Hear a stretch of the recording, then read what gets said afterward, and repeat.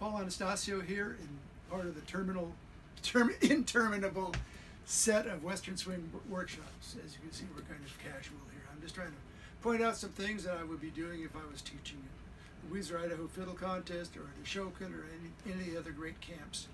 We're going to take Dinah and we're going to mutilate it. What Joe Venuti used to say is we're going to play it and then we're going to fracture it. So I'm going to mess with it. The little things that I'm doing, I'm going to talk about what I'm doing. So we're going to add neighboring tones. We're going to add some offbeat, swingy bowing. We're going to use some chromatic movement. We're probably going to use double neighboring tones, and I'll try to point them out when they come along. Okay, so here's the lovely and talented Albany. All right, this is Dinah in the key of G. 1, 2, 1, 2.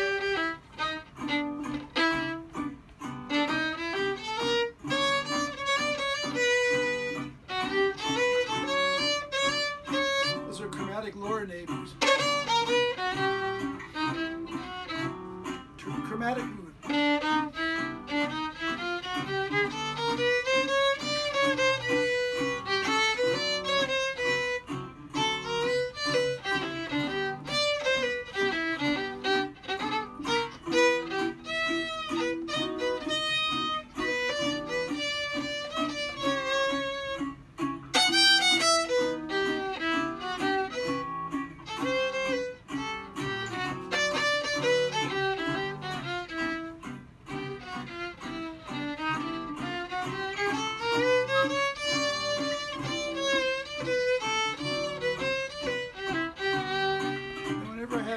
I'm going to use that offbeat bowing.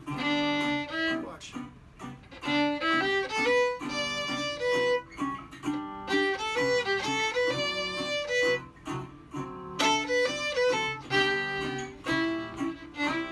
can add some notes.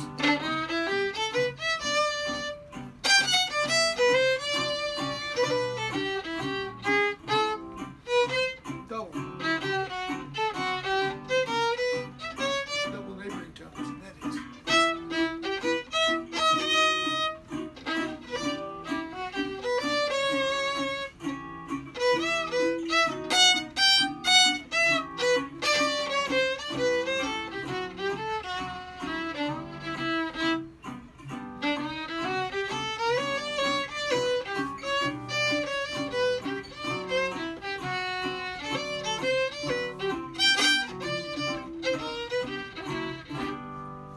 So, what was I doing there? I was doing some neighboring tones.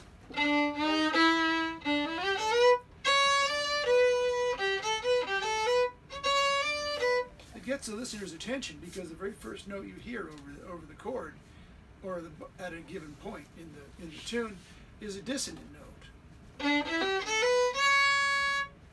If you just left it there, it would sound flat wrong. But what we're doing is we're using it as an ear catcher. I was lucky enough to get to visit a little bit with the great Nashville studio guitarist, Grady Martin. We don't know who all Grady's backed up, but just mostly everybody.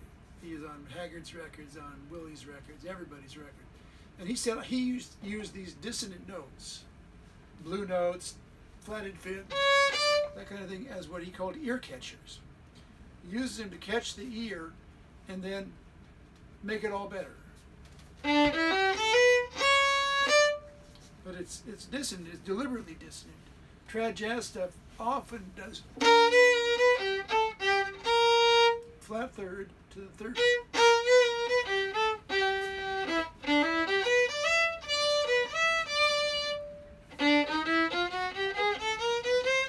It's good to have some of those handy. In fact, a jazz cliche is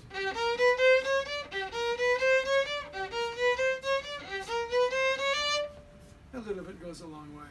But let's go ahead and have Albany play this, and I'll try to use some other jazz techniques. Double neighboring tones, that kind of thing. Okay. All right, this is Dinah in the key of G. 1, 2, 1.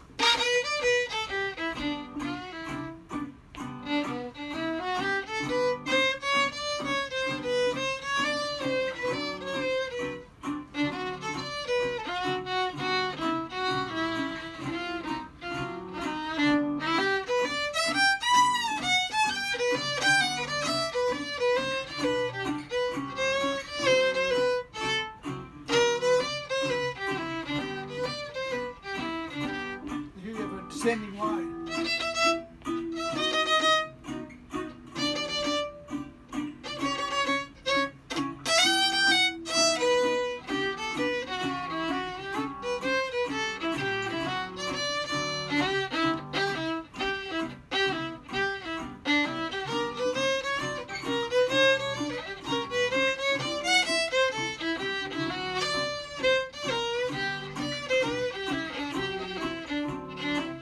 Double neighboring tones. Upper. Lower. Now the 6. Well, it's not really in the major chord. It's treated like a chord tone.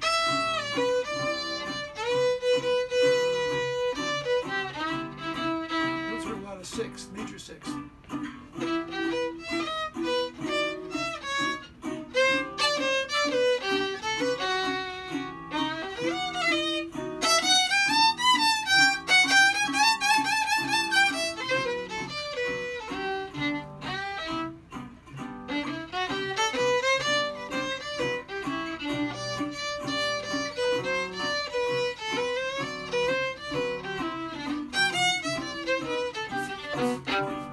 So what I'm doing there, the 8th notes I'm playing are not, as if you take a look at the music and you email me, I'll send you PDFs and finale files for a bunch of these tunes.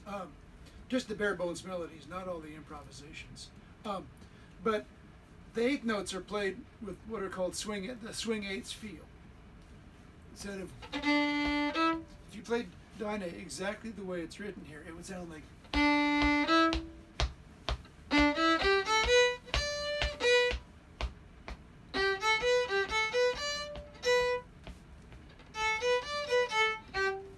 Very profoundly non-swinging. So what I do, I can either use the saw stroke. I've talked about that in some of the other videos.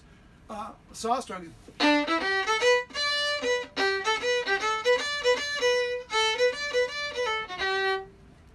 But you'll notice that I'm loping it a little bit. The first note is a little bit longer than the second. Another way you can do it is you can use that offbeat, what I call a Joe Venuti bowing. The way to do that is when you see a pair of 8th notes, slur from the second of the pair of 8th notes into whatever the note is that follows. Slur, slur.